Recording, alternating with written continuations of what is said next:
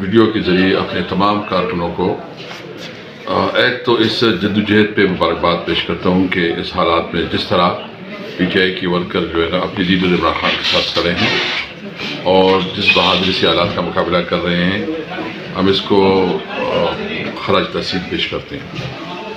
اس وقت جو کچھ ہو رہا ہے، جس طرح سچویشن جو ہے نا انہوں نے بنائی ہوئی ہے کہ ہمارے لوگوں کو الیکشن سے دور رکھا جا رہا ہے، کئی شکایتیں آ رہی ہیں کہ وہاں کاغذات چھینے جا رہے ہیں، تو میں سمجھ نہیں آ رہی کہ یہ الیکشن پھر کیوں ہو رہا ہے۔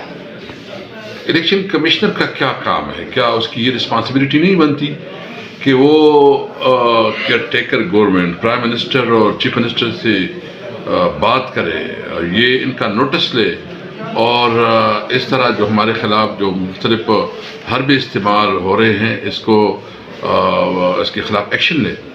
اگر اس طرح نہیں ہوتا تو پھر الیکشن تو نہیں ہے، پھر تو سلیکشن ہے، بلکہ سلیکشن نہیں، سلیکشن پلس ہے۔ اس طرح کون اس الیکشن کو مانے گا؟ اس کی کیا کریڈیبلٹی ہوگی؟ اور کیا اس قسم کے الیکشن کے بعد کوئی ملک پہ اسٹیبلٹی آئے گی؟ کوئی استحکام آئے گا؟ کیا یہ ملک کے ساتھ بھلائی کا کام ہے؟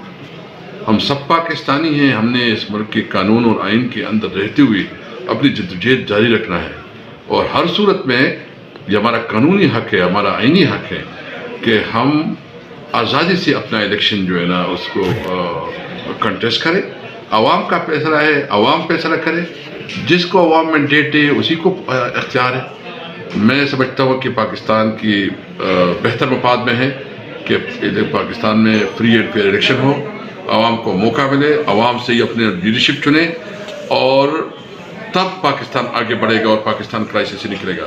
میں اپنے ورکر کو یقین دہانی کرتا ہوں کہ انشاءاللہ تعالی وقت جو ہمارے اوپر مشکلات تھی وہ مشکلات ختم ہو رہے ہیں، اور انشاءاللہ ایک نیا صورت شروع ہوگا، اور انشاءاللہ پاکستان تحریک انصاف فارغ سے الیکشن جیتے۔